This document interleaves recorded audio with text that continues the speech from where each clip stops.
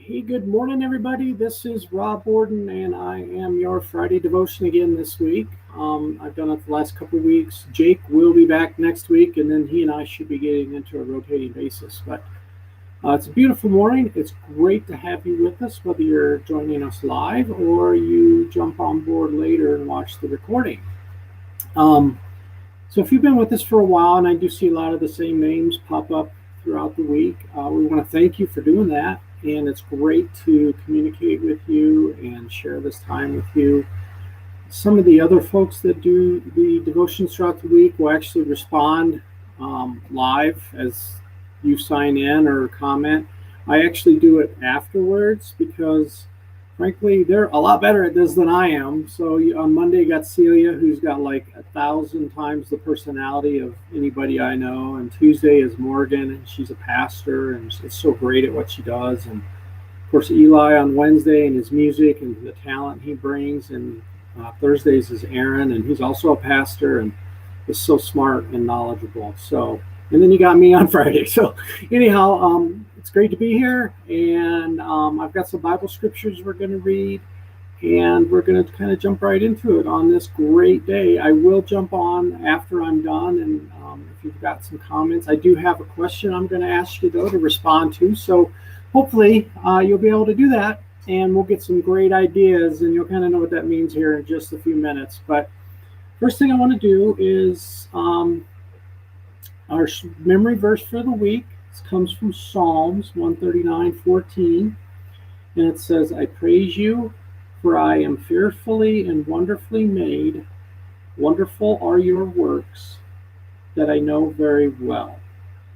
And I mean, that's kind of the theme, especially throughout today. My devotion is about all the awesome, great, beautiful things that God does for us. Uh,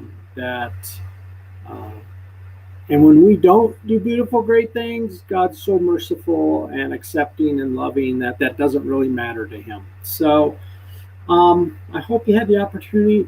Celia's family activity for the week was to go for a hike or go down to the river with your family or do something like that. So that is my question for you this week is because we all love a good hike. And even though I've lived here almost 30 years and some of you have lived here even longer than that, and you feel like, oh, I've hiked everywhere that there's ever been to hike, I know there's lots of places that I've missed. So please, if you feel comfortable in the comments of this, share with me and everybody else one of your favorite places to go for a hike. Maybe you've got a go-to hike, or you've got something close to your house, or whatever it is.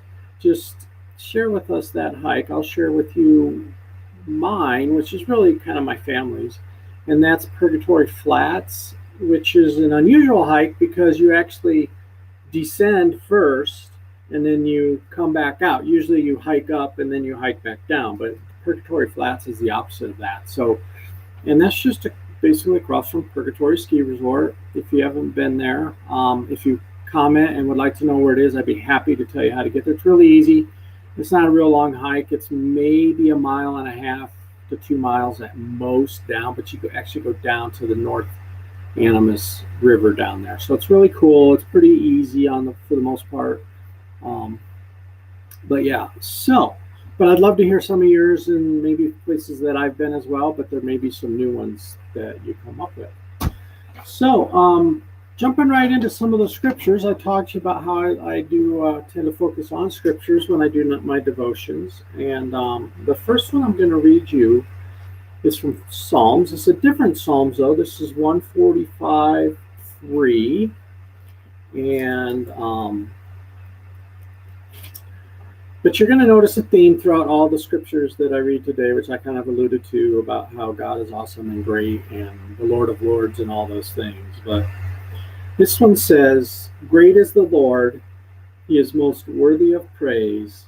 No one can measure his greatness. And yeah, that's pretty much spot on, I would say. And in fact, if some of you, especially if you've had some experience singing in the choir, like I think Johnny Bender joins us quite a bit. Great is the Lord. He's most most worthy of praise. I believe there is a song of which that is kind of the theme of that runs throughout the verses in that song. So yeah, moving on, Deuteronomy. So we're in the Old Testament this week. We're going flashback. This is Flashback Friday, so we're going to the Old Testament. For some of you, that's like great. For some of you, it's like, oh, I really prefer the New Testament. Now, for me, I'm more of a New Testament kind of guy. I like the Psalms. I like Proverbs. I like parts of Genesis and how God created everything, especially at the beginning of that book. But I'm kind of a New Testament guy. But this week we're going to share Old Testament, and that's good for me because I don't usually go to the front of the Bible very often. So this is Deuteronomy 10:17. For the Lord your God is the God of gods and Lord of lords. He is the great God, the mighty and awesome God. There's that theme. Who shows no partiality and cannot be bribed. Who shows no partiality and cannot be bribed. Boy, it seems like there's a lot of people in our world that could follow that, huh? Especially on the political side of things all over the world where there's no partiality and you cannot be bribed. But this is not a political commenting situation. This is a devotion, so we won't get into that. But and I know that doesn't necessarily mean literally be bribed, but because you can't really materialistically or materially bribe God. It's more of a spiritual, emotional type bribery or something that, well, God, if you do this for me, I'll do this for you, that kind of thing. So he's not going to fall for that. So, and then finally, the last one is from First Chronicles 29:11. And actually, I'm going to expand this one just a little bit because it's kind of, that verse is kind of in the middle of a prayer of praise that David says. So I'm going to kind of read the whole prayer, which is just 10 through 12. So it's not a long one anyhow, but David says, O Lord, the God of our ancestor Israel, may you be praised forever and ever. Yours, O Lord, is the greatness, the power, the glory, the victory, and the majesty. Everything in the heavens and on earth is yours, O Lord, and this is your kingdom. We adore you as the one who is over all things. Wealth and honor come from you alone, for you rule over everything. Power and might are in your hand, and at your discretion, people are made great and given strength.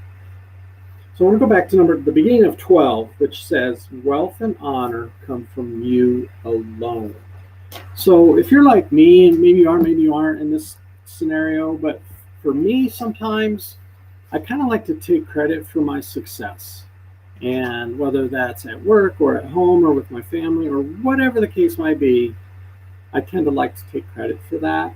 And if I win something or I get something or I do well, I generally kind of forget that really that happened because God gave me the ability and put me in the right place at the right time and all those things, that it really wasn't me. It was God and his glory, God and his wisdom, God and his guidance that maybe I don't even realize sometimes or a lot of times. So I want to take the credit for all of that. But, and as Jeff has said many times, you can't take it with you. So to feel like everything I have is mine because of me, especially when you're talking about wealth and assets and things, material things, obviously you cannot take that with you. So those are things that we should cherish and appreciate and value, but they should not rule our lives or run our lives. So, and I think that's kind of what it's reminding us in that scripture from that prayer from David, that what we have really is just on from God, and we need to remember to be so thankful for that, and when we can and where we can to share that with others. Um, so the last thing I want to kind of talk about before I have just a couple of announcements I want to make for everybody, but the last thing I want to talk about is, and it's kind of in the med moments, and it's, the question says, do you struggle with an individualistic mindset from time to time? Of course, as you know, the whole week has been about Job and the Enneagram, which we've been doing all along, and we're now on Enneagram of 4, which Job was identified at least at the time, what we knew as a 4, as best you can figure out something from a couple thousand years ago or whatever it was, but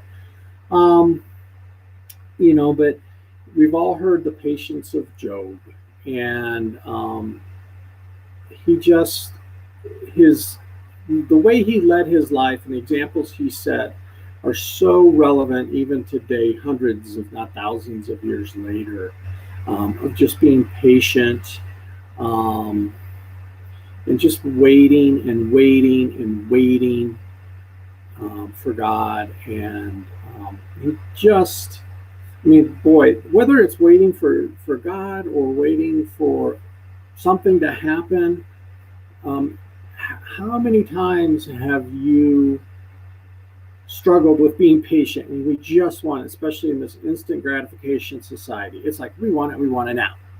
Wait a minute, I sent you an email. What do you mean 15 minutes later you haven't responded?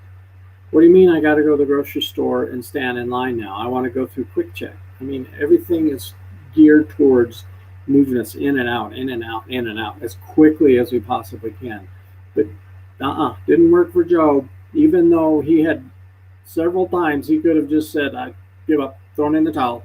He hung in there and was patient, and his faith in God was so deep and so strong. He knew, or felt like, if he was just patient and hung in there, things would work out. And that is so true.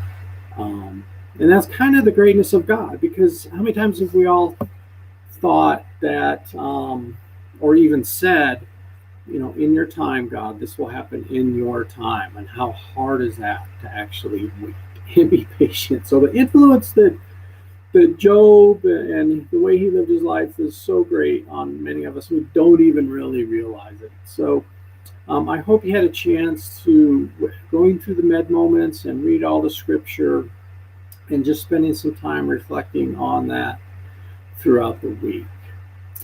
So again, your assignment, if you will, if you choose to do this, is in the comments. Share some of your favorite places that you like to hike, and especially if it's maybe something that's not quite well known, like say Animas Mountain or Junction Creek. Maybe give folks an idea of where it is. So if folks want to do that, they can find it pretty easily without having to go try to dig it up somewhere. So the last, I said I had an announcement or two. So first of all, 2 weeks from this Sunday is our next outdoor worship service. That's August 23rd. Next week, next Wednesday, we will be sending out the announcement for you to call in and RSVP. And I'll tell you, that system has worked so great that it helps us organize and plan ahead and know about how many people are coming, in which we've been having around 130 to 140 people, which is a perfect number because the health department has limited us to 175 people out on an outdoor setting. So that number is great, and it just really helps us. And you've all been great about actually showing up and wearing your masks and socially distancing, so we really appreciate that.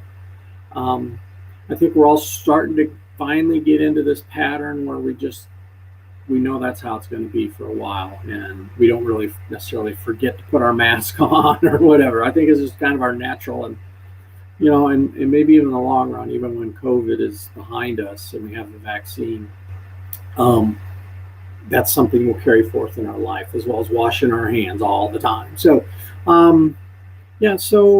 so watch for that invitation to RSVP. That'll be coming out next Wednesday. And then I guess the final thing, because this kind of relates to my job here at the church, is we did email out giving statements earlier in the week. And if you didn't get yours, or if you have any questions or there seems to be something missing or whatever, please let myself or Molly in the office know, and we can fix that. We send them out quarterly, partially just so you can kind of see where you're at, but also so we can catch any mistakes or missing donations early, and we don't do everything hits us in January when we do the end of the year stuff. So I hope you have a great week. Thanks again for joining us, whether it's live or later. And we appreciate all your support of the church, your prayers, and and then I believe it's this weekend, or maybe next weekend. See, this weekend or next, we're going to go to a 9 o'clock online streaming. So it won't be 9:30. It'll be 9 and 11. If it's not this Sunday, it's next Sunday for sure. So kind of keep that in mind. 9 and 11, as well as the Saturday night one. But we're doing that in preparation for when we hope we can get back and do indoor worship at some point. We're probably looking at 2 services at 9 and 11. So, but of course, that's all up in the air and is in God's hands.